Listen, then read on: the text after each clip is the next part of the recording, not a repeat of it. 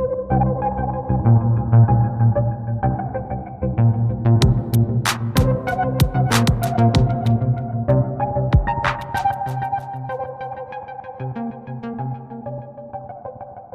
tout le monde et bienvenue chez Gentle Tenno.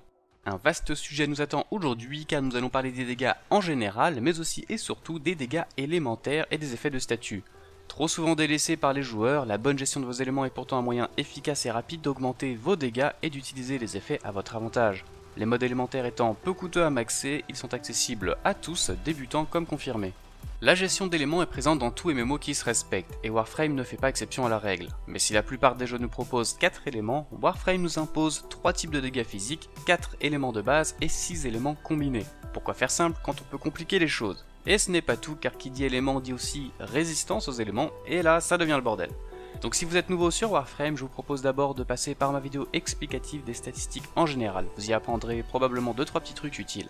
Et si vous êtes paré, c'est parti pour quelques explications. Commençons par voir brièvement les mécaniques de dégâts physiques. Sur chaque arme, des statistiques sont disponibles, et ce qui nous intéresse aujourd'hui sont les lignes de dégâts de base, qu'on appelle aussi les dégâts physiques, l'impact, la perforation et le tranchant. Sans même commencer à parler des éléments, nous avons déjà 3 types différents de dégâts physiques qui ont chacun 3 effets bien distincts. Et ces effets pourront proc, c'est-à-dire apparaître sur un ennemi en fonction des chances de statut de votre arme. On peut parler aussi de chances de statut. Sachez également qu'une prédominance d'un type de dégâts sur les autres a pour effet de canaliser une grosse partie des chances de statut. Exemple, les Hack Magnus ont un fort ratio de dégâts en impact, et par conséquent le statut en sera principalement l'effet du type impact.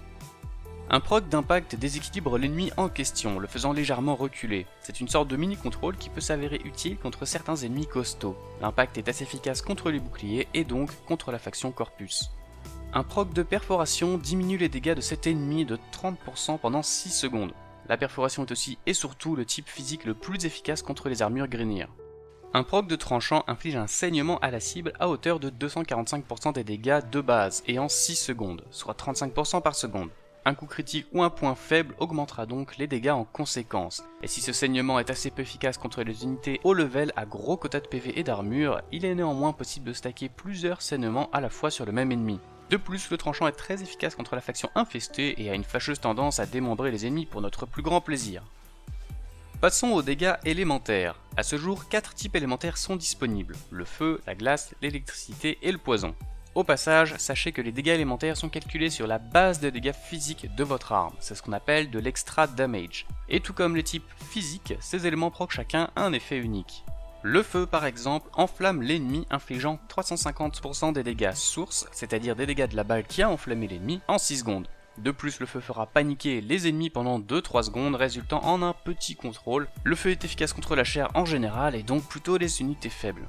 La glace, elle, ralentit les ennemis de 50% pendant 6 secondes, ainsi que leur vitesse d'attaque. La glace est plutôt efficace contre les armures lourdes et certains boucliers, ce qui la rend intéressante contre les unités lourdes.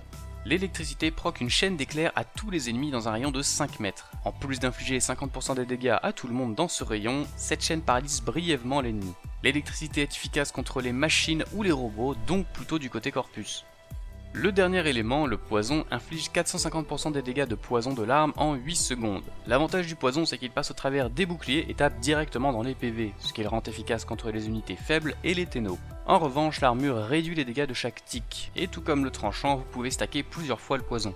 Avec ces 4 éléments de base, on a déjà le choix d'orienter nos dégâts vers certaines unités ennemies.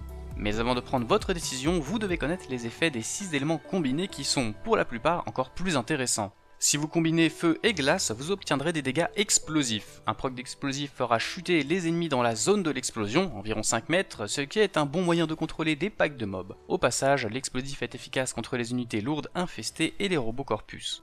L'électricité et le poison vous donneront des dégâts corrosifs, et un proc de corrosif réduira de 25% l'armure actuelle de l'ennemi définitivement, et peut être casté de multiples fois jusqu'à atteindre 0 d'armure. Donc sans surprise, le corrosif est incroyablement utile contre les Grineer et les unités lourdes infestées dont l'armure casse 3 pattes à un canard. Vous pouvez d'ailleurs reconnaître ces unités par la couleur de leur barre de vie, le jaune représentant l'armure. Le feu et le poison ensemble forment des dégâts de gaz, et sur un proc de gaz, une petite zone implose et inflige un statut poison à tous les ennemis présents dans les 5 mètres. Les unités faibles infestées et Corpus sont donc particulièrement sensibles à ce type élémentaire. Le gaz est aussi un moyen de répandre des statuts poison en masse. L'électricité et la glace se combinent pour faire des dégâts magnétiques, et le magnétique est particulièrement efficace contre les boucliers, les réduisant de 75% de leur capacité maximale pendant 4 secondes. Autant vous dire que ça rocks chez les corpus. Le feu et l'électricité produisent des dégâts radioactifs qui ont pour effet de désorienter la cible qui se met alors à attaquer ses alliés pendant 12 secondes. C'est donc un bon moyen de faire diversion quand ça commence à chauffer. Les dégâts radioactifs sont globalement efficaces contre les boss et les unités blindées, et sans être incroyable, le radioactif a le mérite d'être plutôt efficace partout. Enfin, la glace et le poison donnent un élément viral à votre arme. Ce proc réduit la barre de vie des ennemis de 50% pendant 6 secondes et est efficace contre la chair. A haut niveau, cet élément est particulièrement intéressant pour diviser les PV des ennemis par 2. Voilà pour ce qui est des éléments. Nous pourrions nous arrêter là, mais ce serait laisser de côté les résistances et l'armure qui ont tous deux un impact majeur sur vos dégâts. Un petit tour d'horizon s'impose donc. Les résistances basiques et élémentaires sont assez discrètes lors de vos parties. Ce que je veux dire, c'est qu'on ne les voit distinctement nulle part à l'écran pendant une mission. Et pourtant, optimiser vos éléments en fonction des résistances ennemies est un bon moyen pour doubler la moyenne de vos dégâts. Ainsi, la seule manière de connaître les résistances des ennemis est de les scanner plusieurs fois afin d'obtenir leur entrée dans votre codex. Sur chaque fiche d'ennemi, vous pouvez noter des icônes d'éléments, en vert les faiblesses et en rouge les résistances. Chaque signe plus ou moins à côté d'un élément correspond à 25% de résistance ou de faiblesse. Ces résistances sont fixes, c'est-à-dire qu'elles n'évoluent pas en fonction du niveau du mob, elles sont constantes. Et sur cette même fiche, vous pouvez voir le montant d'armure de l'unité en question. Mais contrairement aux éléments, l'armure, elle, évolue en fonction du niveau de l'unité. Donc si vous partez sur une mission longue type survie ou défense, l'armure des mobs sera augmentée en fonction de leur niveau et donc indirectement du temps passé en mission. Et le pire dans tout ça, c'est que les résistances et l'armure se cumulent, pouvant aisément réduire vos dégâts à 1 et votre efficacité à celle d'une chips. Pour être franc, ces mécanismes de jeu sont assez complexes et pas toujours évidents à appliquer. C'est pourquoi de manière générale, il est préférable de se focaliser sur les grandes lignes en optimisant ses dégâts contre les unités qui vous poseront problème, à savoir les unités lourdes. Lors d'une mission, les unités ennemies basiques vous posent rarement problème, car elles possèdent peu de PV et une armure faible. En revanche, lorsque vous croisez une unité lourde, comme un bombardier ou un napalm, les choses ont tendance à se corser. C'est donc envers eux qu'il est préférable d'avoir de bons éléments. Je vous invite donc à checker le tableau des résistances du wiki afin de vous faire une idée de tout cela. Et si vous êtes flemmard, voici un petit récap des éléments fréquemment utilisés en fonction des factions ennemies. Pour les grignir, favorisez la perforation, le corrosif et la glace pour maximiser les dégâts envers les armures lourdes. Pour les corpus, orientez-vous vers de l'impact pour les boucliers, du gaz pour les unités faibles et de l'électricité contre les robots. Pour les infestés, préférez du tranchant, du corrosif pour l'armure des anciens et du feu.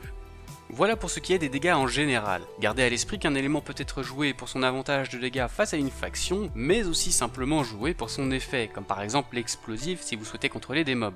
Quoi qu'il en soit, je vous invite à essayer tous ces éléments pour vous faire une idée à leur sujet. Je vous invite aussi à compléter mes propos en commentaire ou à proposer vos éléments favoris face à une faction. Cette vidéo n'est pas exhaustive, elle ne fait aucune référence aux cas particuliers et aux exceptions. Et si vous voulez en apprendre davantage sur le sujet, j'ai compilé une playlist des vidéos de White Angel sur le sujet. C'est très complet et c'est par ici.